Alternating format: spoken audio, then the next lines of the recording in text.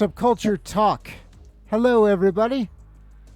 I am your host, Pat626, and I regularly host Subculture Shock Sunday nights here on Twitch, where I play a lot of cool, awesome goth, industrial, darkwave, deathrock, EBM, synthpop, and postpunk.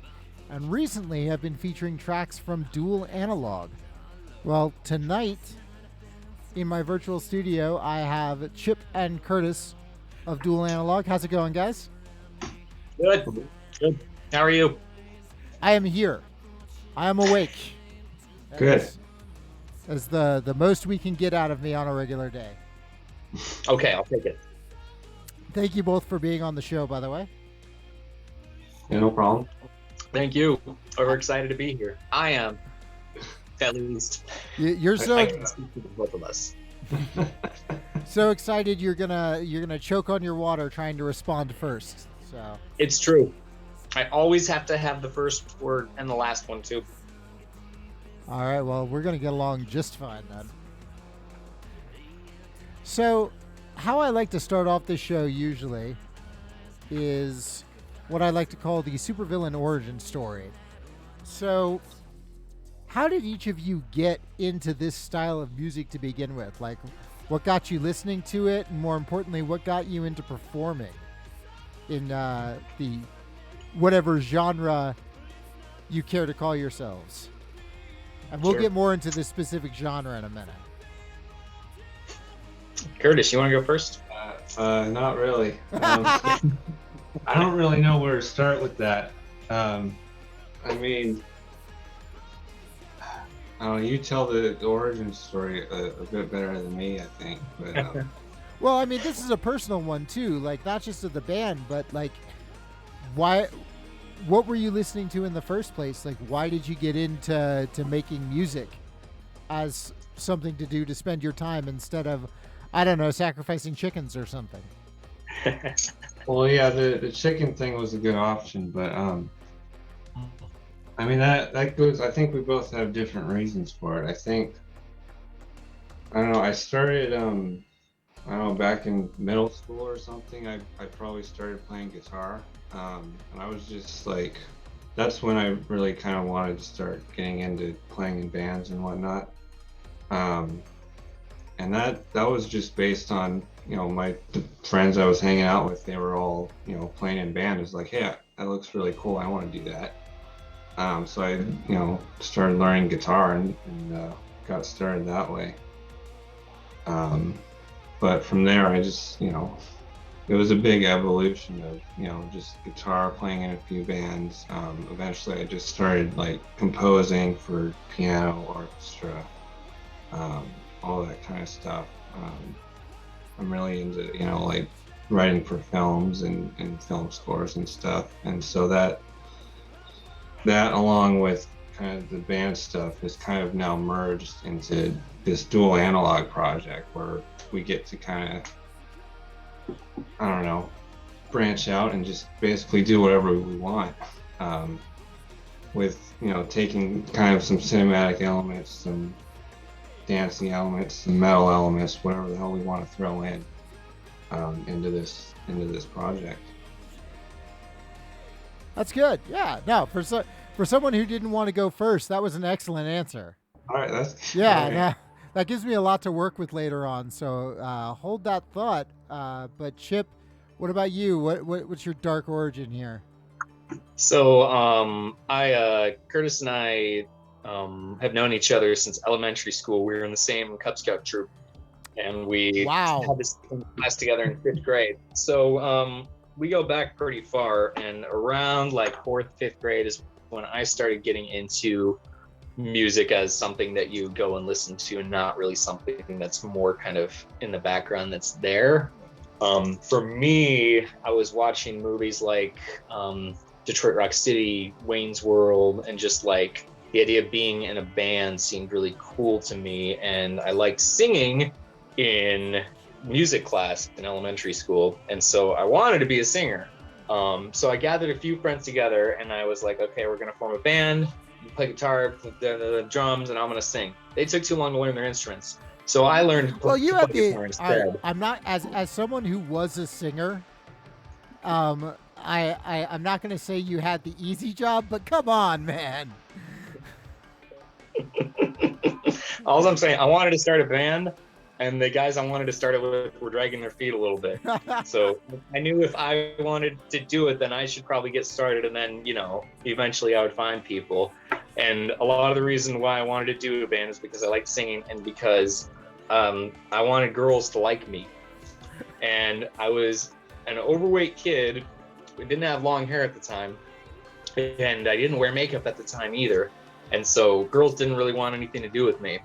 So I kind of figured that being in a band, I could get girls to like me. And after a few years of playing in bands, I realized that girls really didn't like me any better. But at that point, I'd already been playing for a while. So I decided that I would just stick with it because I can't really think of anything that I would rather do with my time other than play music and play video games. So in terms of how we kind of got things started with Dual Analog, Kurtis and I had been playing in bands both as kids and also when we were in college and a few years after college. And our bands in college were more mellow death. Because I was really into Scar Symmetry, Solution 45, and like Dimmu Borgir, and like these really melodic but really heavy bands. And so that was the kind of music that I wanted to play at the time. And Kurtis had this whole cinematic synthesizer aspect that he would bring to that style that made it really cool. And after a while of doing that, we kind of got burnt out on playing metal and playing in metal clubs and couldn't really, it was kind of challenging to do something different in that scene and then have people respond to it. So I love new wave and synth wave and retro wave, and I love metal and I love funk and R&B and pop. So with Dual Analog, we kind of just decided that we should just kind of write music that's inspiring to us and then fill in the gaps sonically wherever we see fit. So if there's a song that's sort of heavy keyboards, we say, okay, can guitar come in and sort of fill any sort of empty sonic space here? If so, how? And then that way we kind of don't really lock ourselves into this, pre-made box of this is what one of our songs has to be. We have to start with guitar and then drums and then bass and everything like that. It just starts from an idea and then from there just kind of blooms out into whatever we want it to be.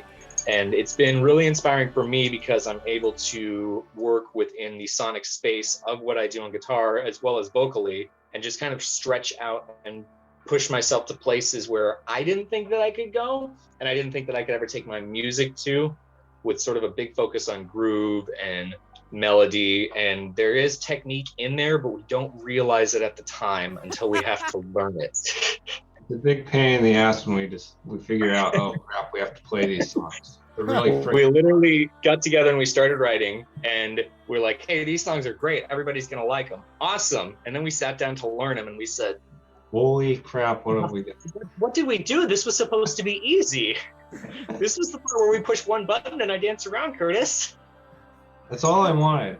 That's all I wanted to do. I just want to press the button, have the keyboards play themselves, and just run off stage like I like to do. You can't both be Andrew Fletcher, all right? Yeah. So first of all, I just have to note, Chip, that it sounds like you're basically what happened was plan become a hot musician failed, so plan become an awesome musician succeeded instead. Well, at the time, I thought that hot and awesome were synonymous. Yeah, I mean, I met more girls just going out to see bands than I did ever playing in bands. So after a certain point of seeing bands play, I was like, okay, well, maybe if we play music kind of like this, girls will come out to see us. It's hard to get girls out to a mellow death show. Wow. So I'm interested though in this evolution of the sound that you guys are talking about, because it's interesting that there are, like, from what I can tell, 50 different genres of metal. And yet you felt like it was kind of hard, at least where you guys were performing, to do something new in that vein? There's a lot of it was mostly metalcore. Okay. And still is for Seattle. And so it's pretty challenging to break out of that if you're trying to do something that's a little more progressive voiced with a little more keyboards. There are some great metalcore bands to come out of here, but we didn't really want to do the metalcore thing. We kind of wanted to do something a little bit proggier, a little bit more electronic based. And you know, it's just kind of challenging when playing that kind of genre to experiment a little bit and have it received well, because people kind of like what they like, and when it deviates too much from that, they can get a little salty, I found, at least. So let's bring Kurtis into this. Kurtis, you said that for you wanted to bring that very cinematic feel to the music. So how would you say, you know, you take the music that's there and add that gravitas, so to speak, to it?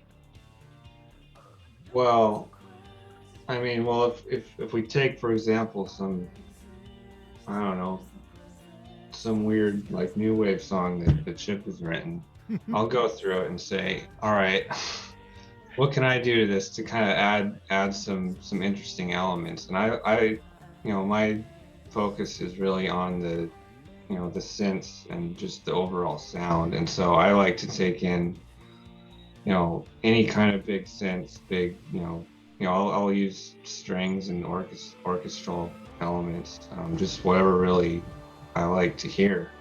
And so just, and you know, film scores do a lot of that, just like hybrid approach of organic instruments mixed with, you know, electronic stuff and other things.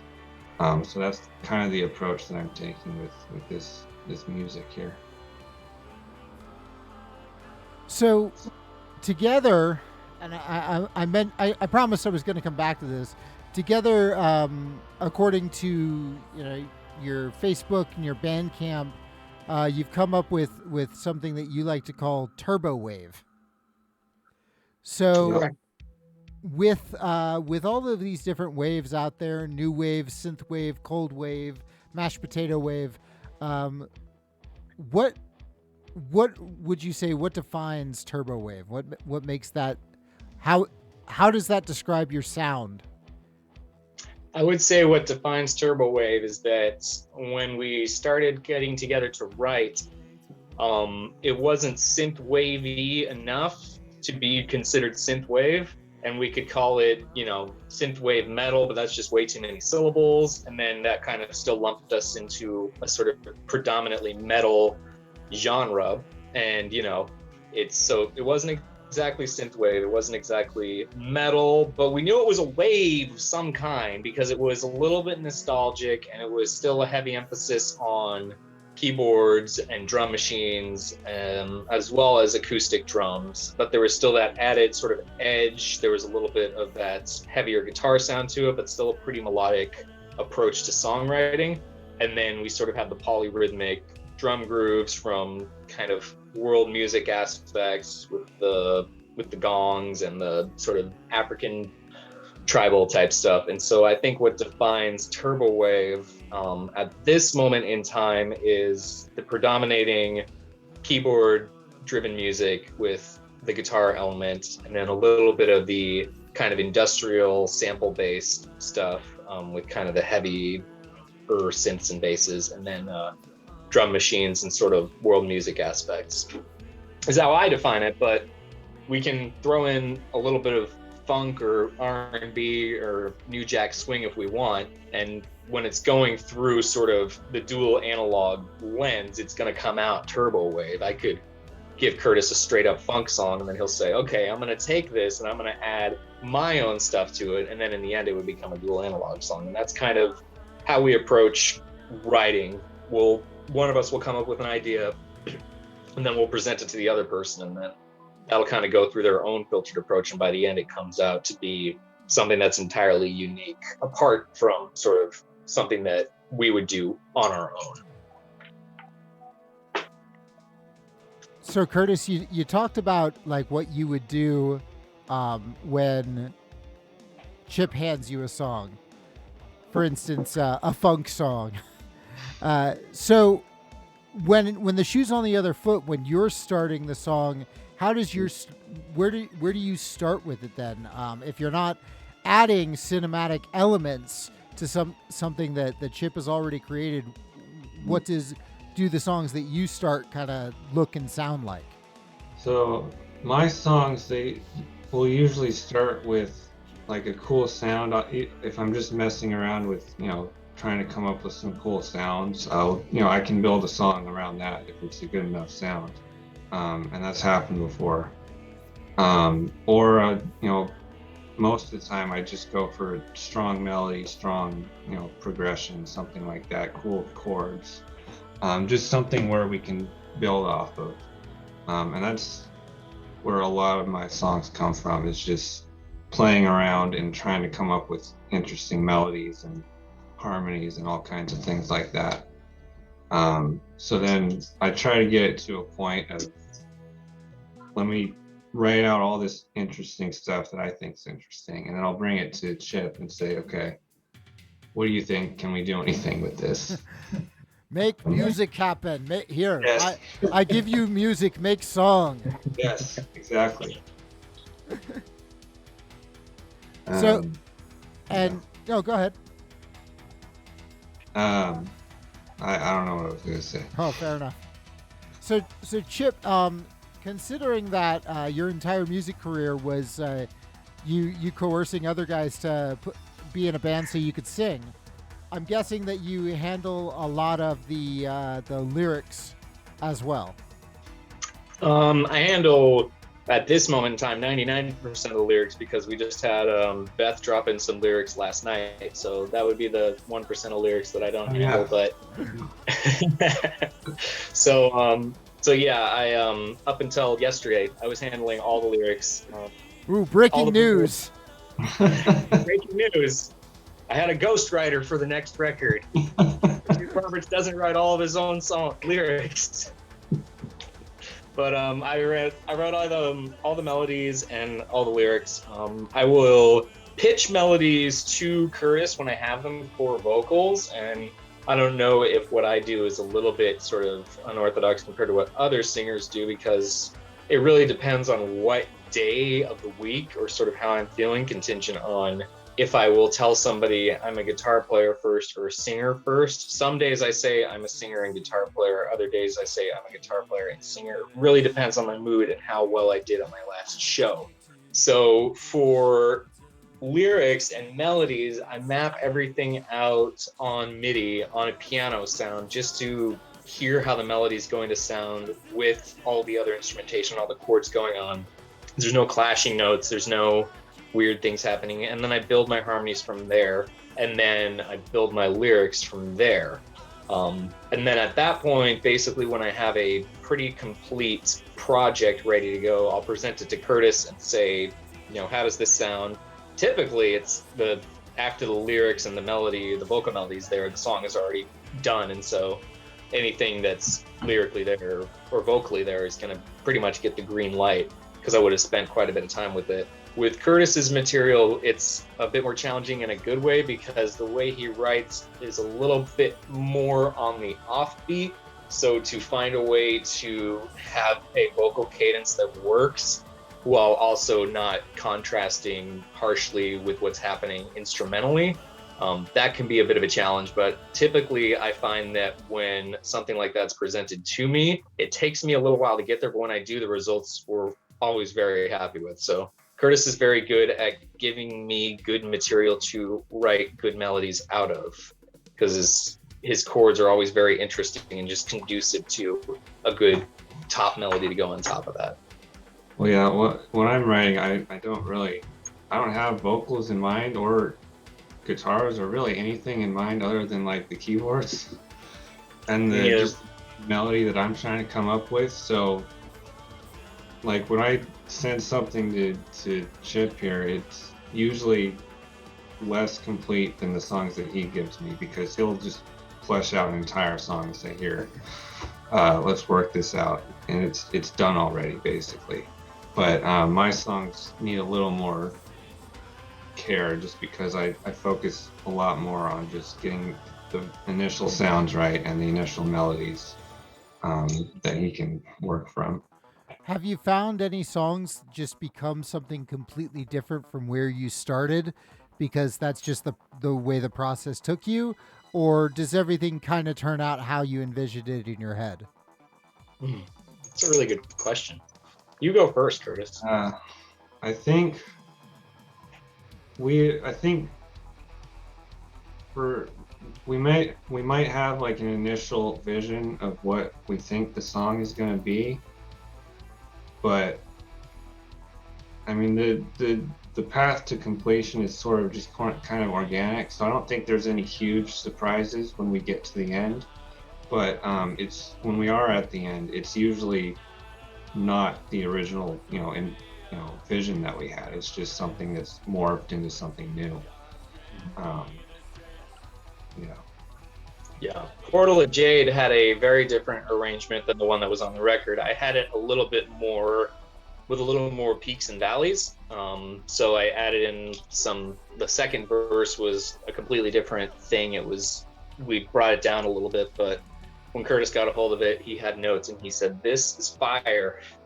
So we take this and do this again. And I'm kind of like, all right, you're the boss. So if you think it'll work, I can, that's an easy cut for me to make. 100 Disciples started out as probably 2 or 3 ideas that I had lying around.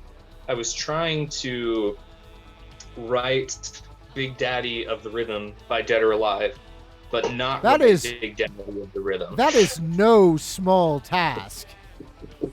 All right. I was trying to write a song like that, and then that somehow turned into 100 Disciples. So I would say that one was kind of, I don't know, that was one of those songs that just kind of came together almost at random, and then that's like one of our most popular songs. So I don't know, that whole progressive breakdown that's in the middle of it was kind of came out of nowhere. And now we have to deal with it every time.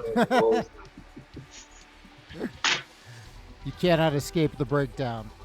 No. That's how depression works too. Oh my. So that's a good segue into, we're starting to name track titles. So you guys released an album recently. Correct. Yeah. So in the age of a lot of people releasing just like singles or an EP every few months, what made you want to do a full length? For me, I like albums, and the way that I write is it helps me to write lyrics based around some kind of concept, whether it's vague or kind of specific. It only makes sense in my brain, and that's good enough for me. But it kind of helps to have songs that kind of go together and tell some kind of story when all placed together. And I just think it's fun to have something tactile that you can hold and grab onto and hand out. And it's I don't know, it's kind of exciting to say, oh, we have an album out. And when you sort of limit yourself to singles, you're also kind of like limiting yourself in terms of what are you going to play for a live set. We got 45 minutes. How are we going to fill it? Oh, well, we have an album's worth of material. Let's pick something from there. So there's a practical application to it as well.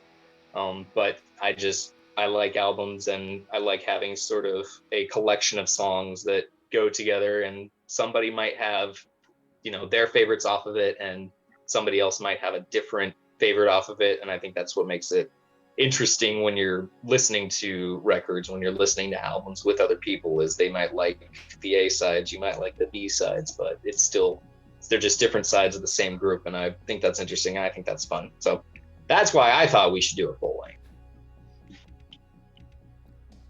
So Kurtis, we heard from Chip about how it was important to him to kind of have everything be a bit thematic, lyrically, in order to have to do an album, in order to make almost like a piece of art with the lyrics, where each song is telling a part of the overarching theme or story.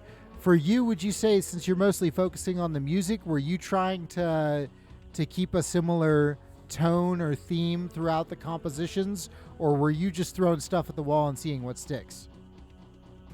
Mostly the latter. I wasn't really paying attention at all to what the lyrics or, what songs would go together or anything like that. I just wanted to write some good songs that sounded cool. And at the end of the day, when we had a collection of songs that, we could figure out kind of went together, then that we would put that together into an album. I mean, as far as like an overall thing, I think we eventually we kind of developed, certain sounds that we would kind of reuse over throughout different songs. So I think there's a few sounds that get, I guess you could call that maybe themes, is where we're using similar kinds of sounds. So there's some sort of, through line with the different songs. See, this is the point where in future interviews you can tell people you did that on purpose. Yeah, sure. Yeah. Like, it's those happy accidents that happen, and all of a sudden it's like, oh no, we used I kept using these sounds here because it was expressing my inner desire to eat beef stew, or I don't know, whatever.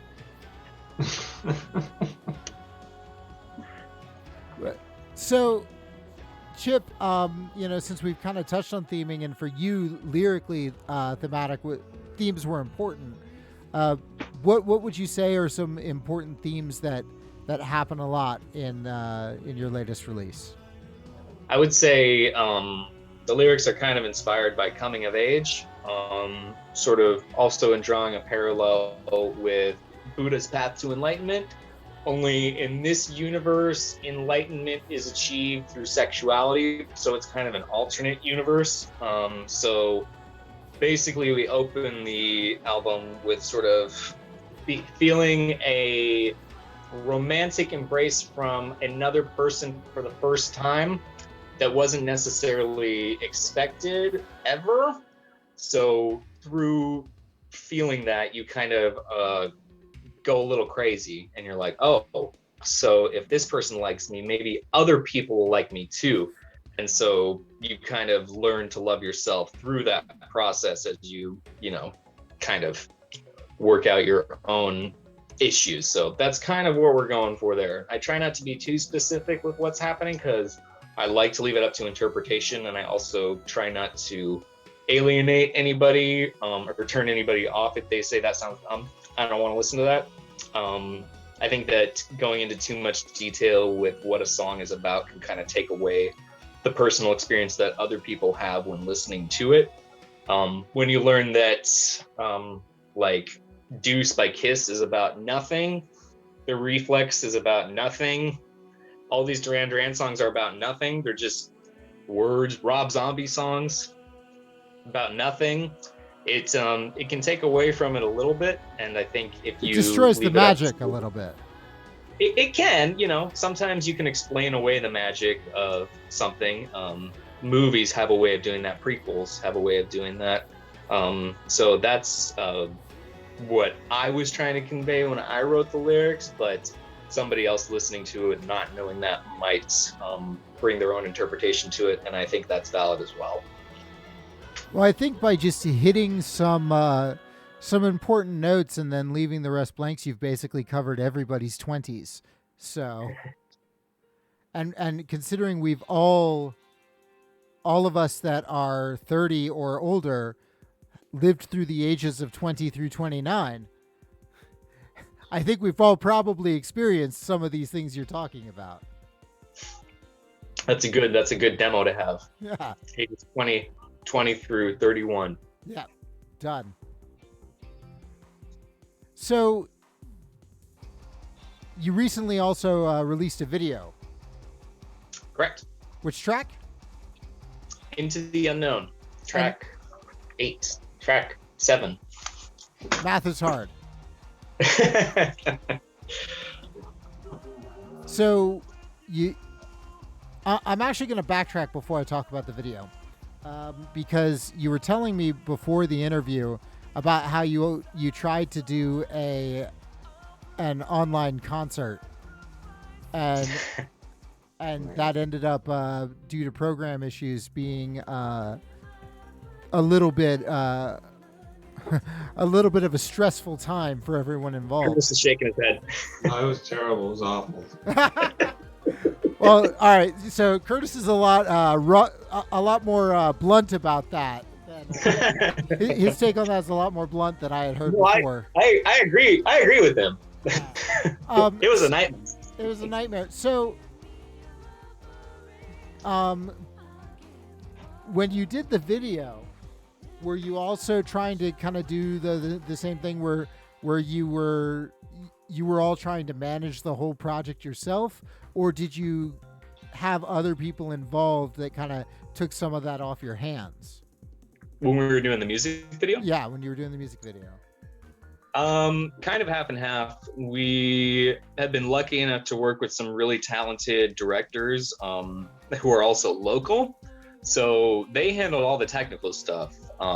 In terms of conceptualizing, finding locations, set pieces, costuming, makeup, all that stuff kind of rested on me and Sarah. Mostly me. Kurtis he got to dodge a bullet on that because I give him the that was great. Well, he had to write a check too, so there was that. But I had to write a proposal, and we had to sign it, and then say, hey, this is what this. And I mean, I ran everything past him first. So he wouldn't show up and be like, "What are we doing again?" I wrote for this. So the direction, the shooting, the editing, and all that stuff, that was relegated to professionals. The buying or renting drum risers, driving up to get drum risers, transporting drum risers. There was a lot involving drum risers in this shoot. Well, it always is. It's because I want it to look big and like wow, and you gotta have the drum risers for that. And my old man, bless his heart, I was like, after our first video, because it was such a pain to drive up and get those drum risers, they were like 600 pounds. They were probably like 200-300. But I was like, gosh, that sure was a pain. Gee, Dad, what do you think would be the possibility of building drum risers on our own? Then he gets back to me, and then he gets back to me a day later, and he's like, here's a picture of the drum risers I built for you. I'm like, okay, cool, thanks. That's not really what I asked for right now. I appreciate you built them. I was more kind of like trying to get information, and also where am I going to store these? So we have drum risers now that just need to be transported. But yes, there is a lot of work that goes into making these videos. Well, now the next video just needs to be drum risers. Land of drum risers. Don't even appear in the video at all. Just try to make those drum risers as artistic as possible. Well, with our first video, we had such a hard time trying to find a location because I wanted to shoot it at some kind of like a temple or a church or something like that had like a big altar with big steps. We couldn't find one, so we had to shoot it at my family's dance studio, which was fine, and we just dressed it up to, so you don't see the ballet bars or whatever. But still, I had to spend a whole day getting the set decorated and hiding ballet bars and putting up curtains and drapery, and then, tear it down the day after our shoot and drive the risers back up. And you are not letting that riser thing go. I'm not gonna let it go. Damn you, riser! This man has been traumatized by risers. He has nightmares about them now. Next thing, we're just gonna shoot on the beach for the next one, and we're just gonna dig a big hole, and that's where the band's gonna be. And then the drums are gonna be on, like the regular beachfront. So here we dig the hole. Here's the band, drums. That way we don't have to get a riser. We just have to spend all day digging a hole. We're gonna save so much money on this next video, Kurtis. I can do that. I'm down. Let's do it. Can we rent a cat? Okay. What? You want a backhoe? No, he wants a really large cat, like a really huge feline, just digging in there. Well, I can do that. I've got a cat guy. You got a cat guy? Okay, so give me a quote for the cat guy, then we'll have a proposal, and then we'll shoot the next one at the beach. And then when we're done shooting, we can I am still imagining a like 10-foot tall cat digging into the sand like in a litter box. So. Well, that'll be part of the video too. Yeah. All right. I'm here for this. Friends and neighbors, we have found the in joke for this episode. It landed.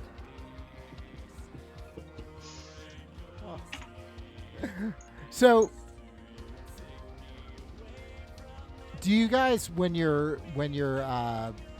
doing the video, are you just kind of doing like the best approximation of performing, or are you actually playing? I would say it's the best approximation of performing, for me, anyways. What about you, Kurtis? We're mostly like I try to play it correctly, but it looks real. So, we're not really playing, but we're trying to play it, to the best, the most realistic for me anyway. Mm-hmm. Yeah, you got to be convincing, but you don't have to worry too much about hitting the exact right notes. I think I was listening to an interview with Rudy Sarzo when he was in Whitesnake, talking about when they were making videos, and somebody told him, he's like, you don't have to like play it note for note. This is a video, so you just got to kind of play it up and make it look somewhat convincing, and and that's that. Lindsay on that first video was funny because she was like, I'm studying up on the lyrics. I'm like, honey, you're just on the choruses. You just have to learn those parts, and then you're not singing the rest of it. Oh, not okay. So it's for me, it's an approximation of it. I get it pretty close, but I mean, as long as only one hand is shown during the actual performance, because my left hand could be doing the right thing, but my right hand is like off over here somewhere, not playing anything at all. But it's just part of the show. It's kind of, some people are dense and can't really suspend their disbelief and accept that it's a music video, so they'll be like, I'm confused. Are they really playing? It's a music video, sir. Sir, this is a Wendy's. Oh, speaking of cats. Oh. Yep. Yay, kitties. So he's mean. So we've kind of broached this already, and I knew I was going to get back to this, because as soon as you guys talked about playing the songs that you had written live, you both got this like look of fear in your eyes.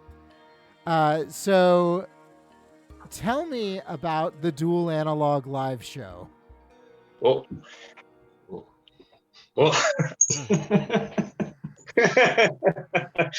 Oh gosh, I don't even know where to begin. What about you, Kurtis? I don't know either. All right, well, I've got the easy question then. We'll start with the easy question, which is for Kurtis, because this is the one that I get to ask everyone that does synthetic music. In a world of programming and being able to program drum loops and synths, it's easy enough to make at least certain aspects of the song sound the exact same live as they do on the record. And I noticed that there are two competing schools of thought, where some people are like, yeah, no, I mean, the point is to try and give the fans the closest to the experience you can, while other people are like, well, I don't want them to just be, if I wanted them to hear my record, I'd just tell them to stay at home and listen to it. So which do you fall in? Are you trying to completely recreate the album, or are you trying to make the live performance its own thing? I think our goal when playing the songs live is to play it as close as we can to the record and how it's recorded. There's some deviation on that, just based on certain technical things and just how we have to play certain things. But the goal is to get it sounding as good as the record, because that's kind of the baseline of like, oh, that sounds good, we need to sound that good. But from there, it's kind of, we can branch out a little bit from there. We give everyone the freedom to like go and do whatever they want and say, within reason, as long as, if it sounds good, go for it. Let's, put on a good show and do our own thing. No kazoo solos yet, though. Yeah, no, not yet. Oh, now you've got a challenge for next show. All right, I'll put it on the list. I think I wrote some shakuhachi parts for you for some new songs, Kurtis. So we're gonna have to roll that out pretty soon. Yeah, okay. You got a shakuhachi, right? Sure, yeah, I'll pull it out of the bin. Pull it out of the shakuhachi bin. Yeah. The hand flute bin. Yeah. I would say our live show is probably about 80-20 with playing close to the album but deviating a little bit with respect to sort of the guitar and the keyboards and the main vocal parts. Those are pretty much dead on as close as we can get them. With relegating parts to sort of our live backing band, for like the rhythm guitar parts, when I send that stuff over to our guitar player, I kind of say, this is, the part, get it as close as you can. And then for any leads that I've sort of delegated out, I'll kind of be like, listen, I'm not looking for note exactly the same, but every solo has a beginning, middle, and end. Everything else is just sort of fluff. It's a transition. So as long as you hit the important parts, then I think we're good. With the drums, it's my motto is groove is queen. So if the groove is there, then you can mess around with it. You can sort of have a little bit of swing with it.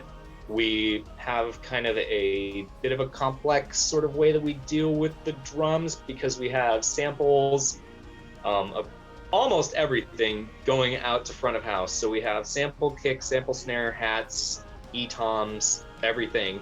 That's going out to front of house.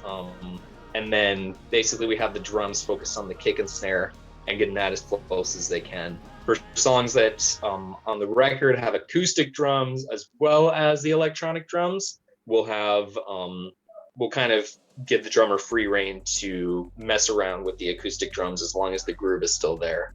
But for songs where it's mostly electronic drums, we try and make sure that it's as close as we can get it. But there's still kind of a lot that you can do within that space. And there's also kind of something to fall back on to where you can move around within that framework a bit. And then you'll still have something as a cushion if you get off a little bit.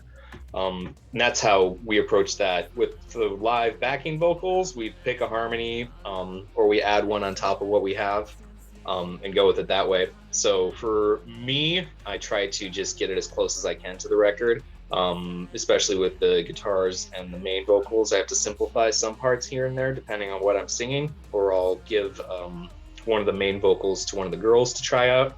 But I think that's part of the fun also, is trying to recreate it to the best that we can.